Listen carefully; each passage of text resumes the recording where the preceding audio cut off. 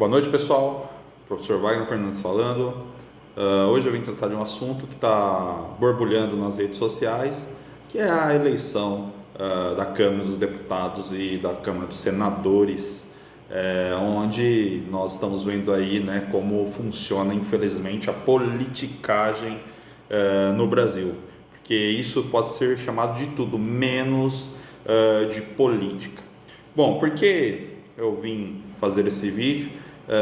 Primeiro, para responder, né, algumas pessoas aí que estão diretamente ligadas ao meu Facebook, que nós estávamos debatendo sobre quais são as configurações, né, deste pleito e qual a importância deste pleito, né, para a governabilidade do presidente Jair Messias Bolsonaro.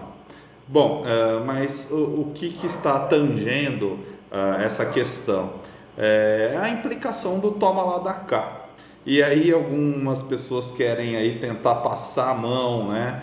Passar o pano novamente no presidente da República. Infelizmente as pessoas já estão ficando cegas de uma forma tão triste que até os argumentos já estão sendo invalidados, né? Por que eu digo isso? Porque normalmente uma pessoa que é anticorrupção, ela tem um argumento plausível e ela tem um argumento coerente. Quando você toma partido de um indivíduo ou de uma ideologia ou de um ato político cegamente, você acaba perdendo no meio do caminho seus ideais. Infelizmente, os bolsonaristas estão perdendo seus ideais. Antes, eles reclamavam com toda a razão em relação à corrupção, né, que está aí aflorada no nosso Brasil. E aí eu tinha até assim uma convicção interessante sobre os bolsonaristas, porque eu pensei realmente que uma parcela que estava apoiando Bolsonaro pensava realmente na questão da corrupção no Brasil, mas hoje eu vejo que eu estava equivocado, até porque você percebe os discursos aí da internet que eles não estão mais preocupados com essa questão da corrupção, eles estão mais preocupados com a manutenção do poder do seu líder, né? E isso se configura agora com as eleições na Câmara dos Deputados. Por que eu digo isso? Porque é o seguinte, houve interferências, né, do Planalto em relação à votação. E quais interferências são essas? Trocas de favores. E como se troca a favor diante de uma eleição para uma Câmara dos Deputados? Emendas parlamentares. É o famoso toma lá da cá, que foi muito criticado, muito questionado, muito falado na época aí dos governos do PT. Que os governos do PT foram coniventes com a corrupção, justamente porque eles precisariam aí apoiar partidos escusos para que eles pudessem ter pautas e pudessem aprovar as pautas governamentais. E o que Bolsonaro está fazendo? É a mesma coisa. É a mesma coisa. Nós precisamos ser coerentes com algumas questões. Quando existe essa troca de favores, que na verdade não é nem troca de favores, né? Na verdade isso é um crime. É um crime que se caracteriza dentro de uma situação que se constitui, né? Que se chama captação de sufrágio, que é a compra de votos. É criminal. Percebam. Olha o argumento que as pessoas que estão defendendo o governo estão tendo. O argumento é justamente o mesmo argumento que outros partidos, que outras gestões políticas fizeram, que é o seguinte: se eu não me vender, se eu não fizer isso, eu não consigo governar. Como você vai falar que não existe corrupção dentro dessas trocas de favores? O próprio Bolsonaro, né, em entrevista, já disse que já pretende criar 3 ministérios para compor essa base governamental. Ou seja, está fazendo a mesma politicagem que os governos anteriores. E não existe forma de governar dessa maneira. Infelizmente, quando você deve favor a um determinado grupo político, que esse grupo político só pense no individualismo e no enriquecimento ilícito, o próprio presidente está nas mãos desses partidos. Ou seja, descaradamente está acontecendo a compra de votos com emendas parlamentares. Aí eu estava discutindo com um amigo, ele disse, mas isso são emendas parlamentares, justamente é aí que começa a corrupção, por emendas parlamentares.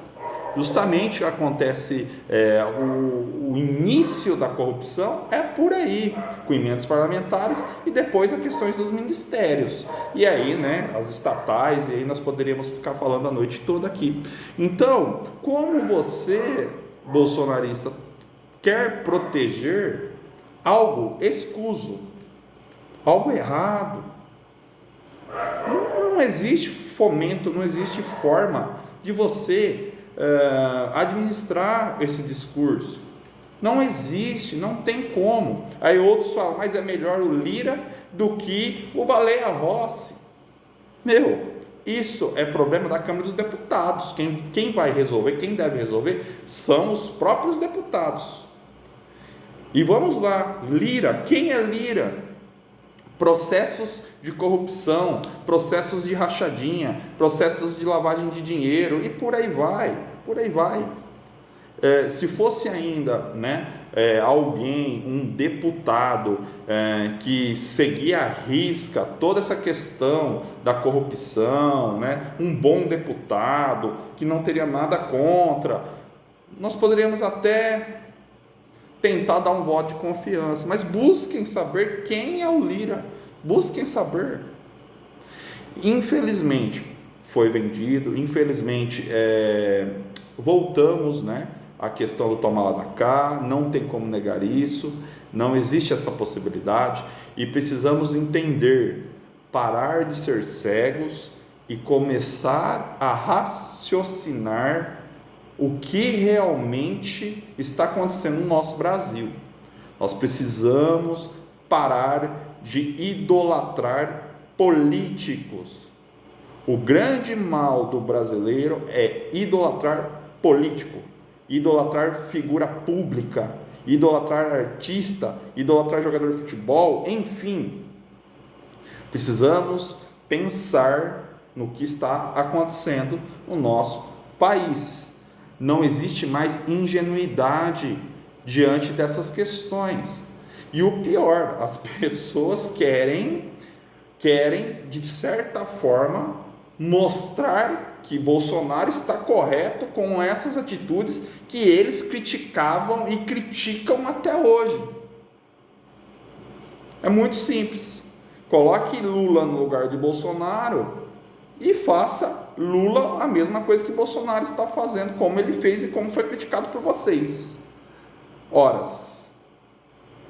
Um pode, o outro não pode? Quais são essas delimitações? Até que certo ponto é corrupção ou não? É preciso pensar, é preciso refletir. E algumas pessoas, infelizmente, não entendem essas circunstâncias. Aí, qual que é o argumento? Agora, o argumento é que ele precisa do Centrão para governar.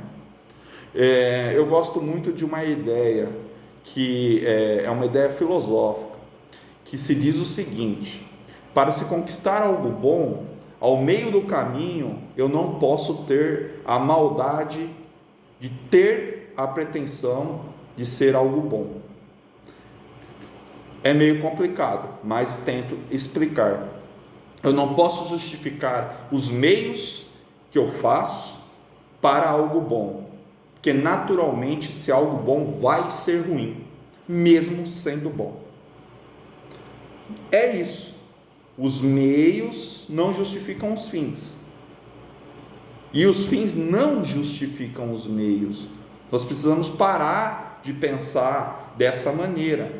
Se eu acometo um crime no meio para que algo bom aconteça, este algo bom não dá para ser bom, não vai ser bom, porque eu fiz algo de ruim para chegar onde eu cheguei e conquistar o que é bom para todos. Então, pessoal, nós precisamos entender que, infelizmente, está acontecendo isso e não tem justificativa. Quando eu falo de compra de votos, não existe justificativa, de forma alguma. Mesmo que for para algo bom, eu estou cometendo um crime. Então é algo ruim. A essência é algo ruim. Porque se eu faço isso para dizer que eu estou fazendo algo de bom, provavelmente eu farei isso para fazer algo de ruim também.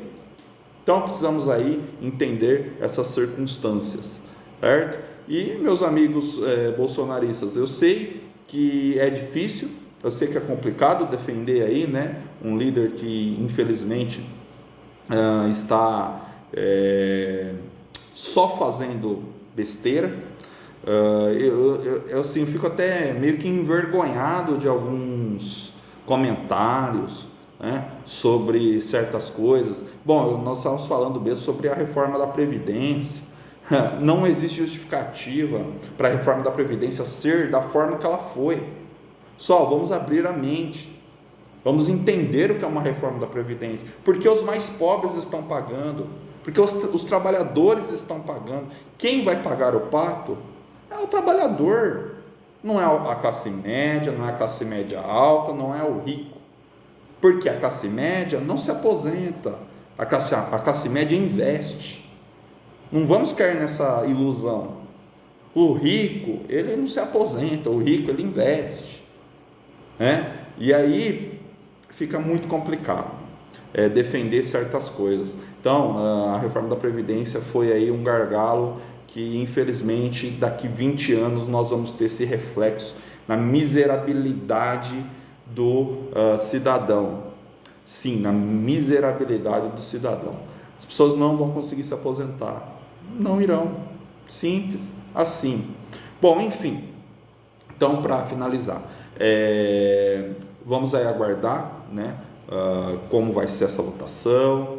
Provavelmente terá segundo turno, e aí nós vamos acompanhar como será esse sistema de votação e como vai se configurar e como o Planalto ele vai agir, tá?